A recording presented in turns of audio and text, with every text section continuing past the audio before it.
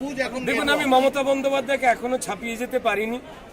আমাকে যখন কথাবার্তা বলবেন তখন পরিষ্কার, আপনারা কি পরিষ্কার আমি চোর, জোচ্চোর, ছেঁচোর, মিথ্যেবাদী তাদের সঙ্গে থেকে যাই, এটা হলে কি আপনারা খুব খুশি হতেন? আমি অন্ধকার ছেড়ে আলোয় বেরিয়ে আসতে চেয়েছি। ক্লাস 8-এই যদি বলেন যে সারা জীবন থেকে যান, আর আপনাকে গ্র্যাজুয়েট হতে হবে না, মাস্টার ডিগ্রি পেতে হবে না, এটা যদি কারুর আনন্দ হয়ে থাকে তো তাহলে ঈশ্বর তাদের মঙ্গল করুন। সবাইকে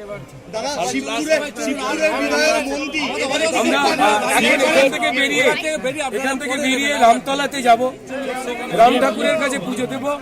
মায়ের কোলে করে ছোটবেলাতে যে রাম ঠাকুরের কাছে ছোটবেলা থেকে যেতাম, যে মেলায় যেতাম, সেখানেই আসল কাজ। আমার মনে হয় যে যদি আপনারা সেখানে যান, আমার নিজের ভালো লাগবে যে প্রত্যেকেই সেই পবিত্র জায়গাটায় গেলাম।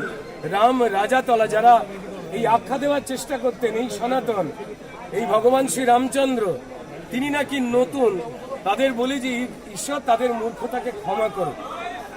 এত বছরের যে রাম রাজা, তার যে রাম নবমী, তার যে রাম বিজয়, সবকিছুকে যে ছাপিয়ে দেয়, তা তো আর বলার অপেক্ষা রাখে না।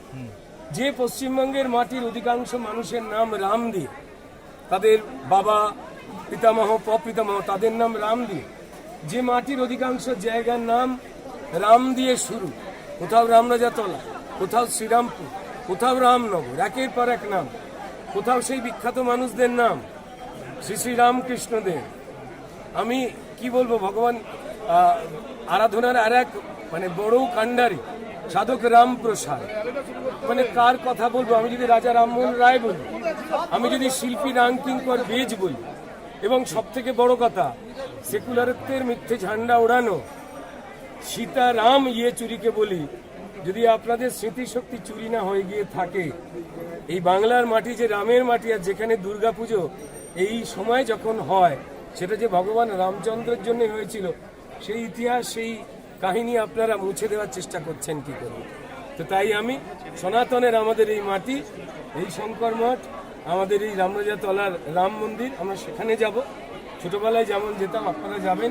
অগণিত মানুষ এসেছেন, তারা পাশে দাঁড়াতে এসেছেন, তারা সঙ্গে থাকতে এসেছেন, তারা অন্ধকার দূর করতে এসেছেন, যাতে এই ক্রিমিনালের রাজত্ব বন্ধ হয়, যাতে মানুষ একটু নিঃশ্বাস নিতে পারে, একটু জল, পচা খাল, নোংরা পেরিয়ে সুস্থ নিঃশ্বাস নিতে পারেন, তার জন্য এসেছেন। শ্রীপুরে শুধু এমন জায়গায় দাঁড়িয়ে রয়েছে,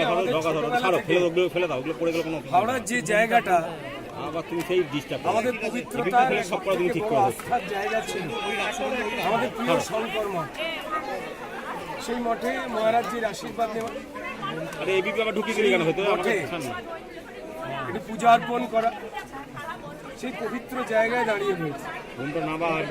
আমি এখান থেকে কোনো রাজনৈতিক কথা বলতে চাই না। আমার সঙ্গে এই মুহূর্তে আপনাদের ক্যামেরার পেছনে অগণিত আমাদের হাওড়ার শিবপুরের মানুষ দাঁড়িয়ে রয়েছে। যে অন্ধকার হাওড়ার মতোই প্রাচীন শহরে কিছু লোক নামিয়ে এনেছে, তারা কারা আমি আবার বলছি, এই পবিত্র জায়গা থেকে আমি কোনো রাজনৈতিক কথা বলবো না। আজকে কি মহারাজের কাছে কি আশীর্বাদ কি চাই? অন্ধকার মুক্তির আশীর্বাদ তিনি আমাদের দিয়েছেন। যে অরাজকতার পরিবেশ তৈরি হয়েছে, কার্যত আমাদের এই হাওড়া যে পুরনো শহর শিবপুর, যার মধ্যে একটা খুব গুরুত্বপূর্ণ জায়গা বিধানসভা, আমরা সেখানে পরিষ্কার যেন নরককুণ্ডে বাস করছি। পুরো হাওড়া শহরটাকে যারা ডাস্টবিন বানিয়েছেন, যারা অন্ধকার বানিয়েছেন, যারা মানুষকে ড্রেন আর নর্দমার জলে ডুবিয়ে মারতে চাইছেন, রোগগ্রস্ত করতে চাইছেন, তারা আমাদের এই সমাজের অন্ধকার। তাদের কাছ থেকে মুক্তি চাইছেন সমগ্র মানুষ। চিরকাল কিছু অশুভ শক্তি থাকে, তারা এক এক সময় এক এক ছদ্মবেশ পাল্টে পাল্টে আসে।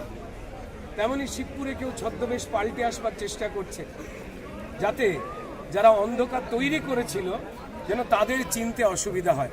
কিন্তু আমি নিজে বিশ্বাস করি, এই মাটির সন্তান হয়ে এই শঙ্কর মঠ, এই পাশেই কেদারনাথ স্কুল, যেখানে আমার পড়াশোনা করা, বড় হওয়া, আমি এখানে যেমন কোনো ভোটার দেখতে পাই না। আমি দেখতে পাই তারা কেউ আমার বন্ধু পুরনো, কেউ দাদা, কেউ মাসি, কেউ পিসি। এখানে কেউ আমাকে অধিকাংশ জনই রুদ্রনীল ঘোষ বলে ডাকে না, তারা আমাকে বাবাই বলে ডাকে। আমার খালি মনে হয় যে যে অসুবিধায় তারা রয়েছেন সে অসুবিধা আমার আত্মীয়, আমার স্বজন, আমার যারা প্রতিবেশী তাদের। তো সেই অন্ধকার দূর করার যে প্রয়াস, যে ইচ্ছা, তা সবার মনে রয়েছে। ঈশ্বর বলেন যে অন্ধকার দূর করো, আলো আনবার জন্য লড়াই করো। 2024 সেই আলো আনবার জন্য লড়াই করা। যারা অন্ধকার তৈরি করছেন তারা অনেক পরিশ্রম করেছেন, তাদের ক্লান্তিকে মেনে তাদের ছুটি নিয়ে অবসরে যাওয়ার পালা। এইটুকুই বলতে।